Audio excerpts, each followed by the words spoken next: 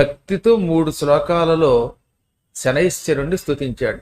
ఇది మామూలు స్తోత్రం కాదన్నారు. ఎంత సులభమైనదో ఈ స్తోత్రం, కానీ శక్తివంతమైనది. బాలుడైన పిప్పలాదుడు చేసిన స్తోత్రం ఇది.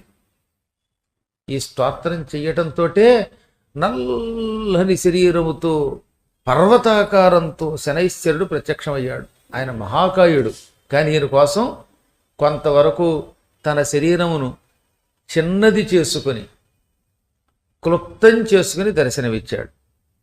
ఆ దివ్యమంగళ రూపాన్ని చూసి పొంగిపోయాను. ఆయన పేరుకి నీలంగా ఉంటాడు, కానీ పలా అందంగా ఉంటాడండి. శనైశ్వరుడు అందరూ అనుకున్నట్టుగా భయంకరాకారంతో ఉండడు. ఎవరికి భయంకరాకారంతో ఉంటాడు? కష్టాలు అనుభవించే యోగం ఉన్న పాపాత్ములకి భీకరంగా కనపడతాడు. మీలాంటి పుణ్యాత్ములకి పరమసుందరంగా కనపడతాడు. సంపదలు ఇచ్చాక ఆ సంపదలు ఇంట్లోంచి బయటికి వెళ్లకుండా చాలా జాగ్రత్తగా అట్టే పెడతాట. శనైశ్చరుడి అనుగ్రహంతో సంపదలు వస్తే ఆ సంపదలు కొంపలోంచి పొమ్మన్నా పోవు. వీడు ఎంత గింజుకొని పక్కవాడికి క్రెడిట్ కార్డు డెబిట్ కార్డు ఇచ్చిన వీడి డబ్బులు వీడికి వచ్చేస్తూ ఉంటాయి. అంటే డబ్బు కంటే ఖర్చు ఎక్కువ పెడతారు. అలాంటి ఖర్చు పెట్టేవాడికి శనైశ్చరుడి అనుగ్రహం అంటే వీడి డబ్బు భద్రంగా ఉంటుందని అర్థం అనమాట. కొంతమంది అందుకే పోగేసిన డబ్బు జాగ్రత్తగా అట్టే పెట్టుకుంటారు ఇంట్లో. యావత్ జీవితం వాడి డబ్బు ఉంటుంది. చచ్చేటప్పుడు డబ్బు లేక పక్కవాడి దగ్గర చెయ్యి చాచవలసిన దుస్థితి రాదు. మీరందరూ ఇలాంటివి తెలుసుకోవాలి. ధనము సంపాదించేటప్పుడు పిచ్చి పిచ్చిగా పాడు చేయకూడదు. రేపు అనేది ఒకటి ఉంటుందని దృష్టిలో పెట్టుకోవాలి. ఎంతో కొంత భవిష్యత్తుకు దాచుకోవాలి. ఈ మాట నేను చెప్పలా, నారదుడు ధర్మరాజుకి సభాపర్వంలో చెప్పాడు భారతంలో. ఇంతటి శక్తివంతమైన ఈ స్తోత్రం మీరందరూ కూడా చేసుకుని తరించండి. దీన్ని 40 రోజులు విడిచిపెట్టకుండా చెయ్యండి. అందరికీ దీన్ని ఫార్వర్డ్ చేయండి. అపూర్వమైనది ఈ స్తోత్రం. ఇవాళ యూట్యూబ్లో దీన్ని పెట్టిన తర్వాత మీరు రోజు పారాయణ చేసుకోండి.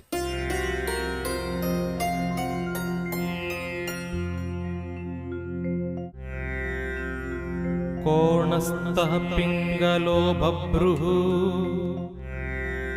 కృష్ణో రౌద్రోంతకో యమః సౌరః శనైశ్చరో మందః పిప్పలాదేన సంస్తుతః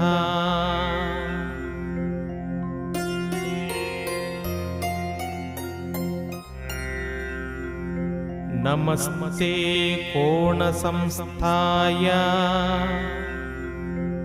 పింగళాయ నమోస్తుతే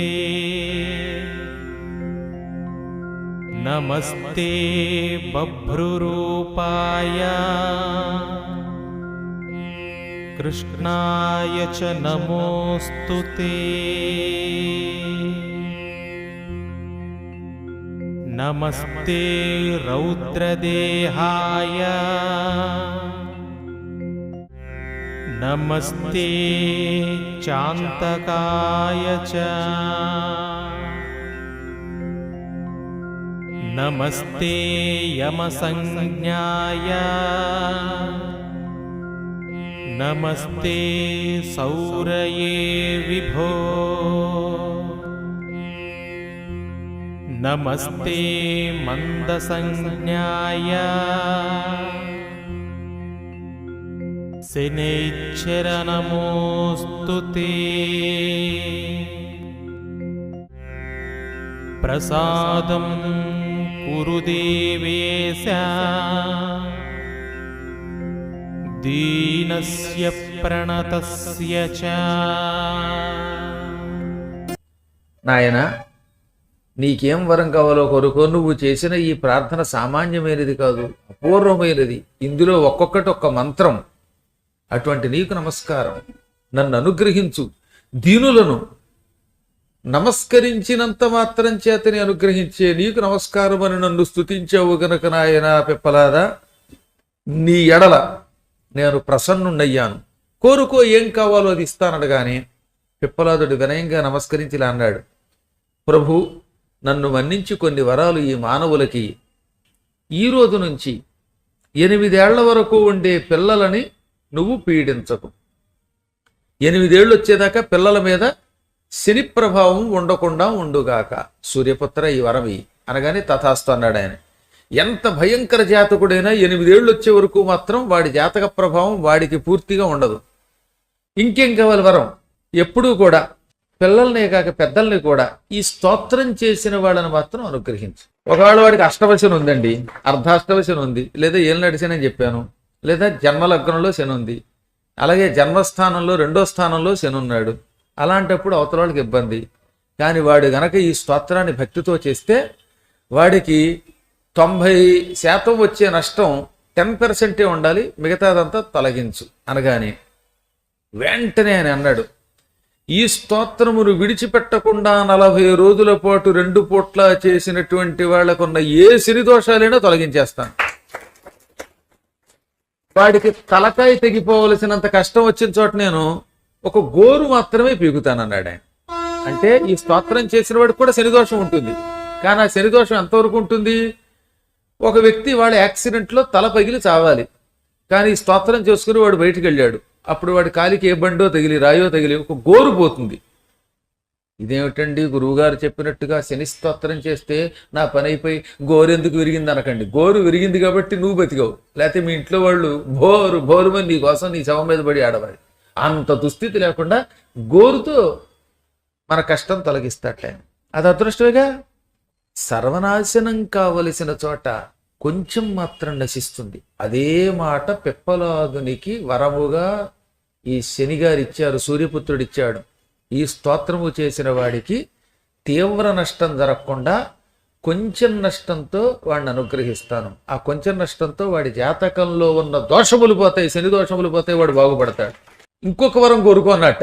ఈసారి 3వసారి ఏం కోరుకున్నాడు?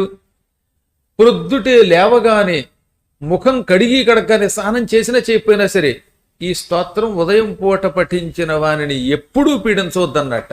అందుకే సుప్రభాత కాలములో ఈ స్తోత్రము చేసిన వాడికి కూడా శనిపీడ రాదు. ఈ స్తోత్రంతో గొప్పది. దీన్ని కంఠస్థం చెయ్యండి, రోజు చదువుకోండి. కేవలం 3 శ్లోకాలు ఇవి. మీ మూడు బాగుండి 3 శ్లోకములు కంఠస్థం చేసి ఉదయం పూట స్నానం చేయగానే చదవండి.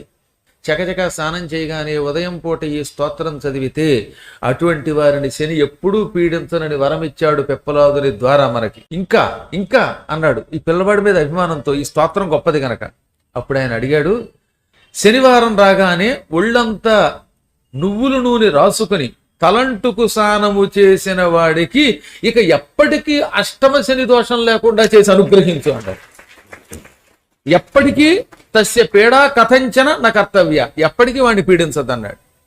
అదిగో అప్పటి నుంచి, అంత పూర్వం లేదు కానీ ఈ పిప్పలాదుడి ధర్మమానని శనివారం నాడు కూడా ఒంటికి నువ్వులు నూనె రాసుకుని తలంటుకున్నటువంటి వాళ్ళని శని పీడించడం మానేశాడు. ఈ స్తోత్రం చేసుకున్నటువంటి వాళ్ళకి అంత యోగం ప్రసాదించాడు. అష్టమ శనినే తొలగిస్తానన్నాడు ఆయన. ఇక ఇదే కాక ఎప్పుడైనా పర్వకాలాలు వచ్చినప్పుడు, అంటే సంక్రాంతులు, చతుర్దశులు, అష్టమి, ఇటువంటి ప్రత్యేక కాలాలలో ఈ శనైశ్చర స్తోత్రం, ఈ 3 శ్లోకాలు ఇందాక చెప్పిన శ్లోకాలు కనుక పారాయణ చేస్తే కురుక్షేత్రంలో గ్రహణ స్నానానంతరం 1,000,000 బారువుల బంగారము త్యాగం చేసినంత ఫలితం కలుగుతుంది. కురుక్షేత్రంలో స్నానం చాలా గొప్పది. గ్రహణం అయ్యాక స్నానం ఇంకా గొప్పది. స్నానానంతరం చేసే సువర్ణదానం చాలా గొప్పది. చాలా పర్యాయాలు చెప్పాను మీకు. కురుక్షేత్రం ఒకటి, సౌరాష్ట్రంలో ప్రభాస క్షేత్రం, ఇటువంటి స్థానములలో గ్రహణ స్నానము చేసి బంగారము దానము చేస్తే మహాఫలితం వస్తుంది. అలా స్నానం చేసి దానం చేయలేని వాళ్ళు గ్రహణానంతరం ఈ స్తోత్రం చేసుకుంటే నిజంగా బంగారం దానం చేసిన ఫలితం కలుగుతుంది. అలాగని దానం మానేమనిగా సుమ చెయ్యలేని వాడికి చెప్పాడు. ఇంతటి శక్తివంతమైన ఈ స్తోత్రం మీరందరూ కూడా చేసుకుని తరించండి. దీన్ని 40 రోజులు విడిచిపెట్టకుండా చెయ్యండి. అందరికీ దీన్ని ఫార్వర్డ్ చేయండి. అపూర్వమైనది ఈ స్తోత్రం. ఇవాళ యూట్యూబ్లో దీన్ని పెట్టిన తర్వాత మీరు రోజు పారాయణ చేసుకోండి.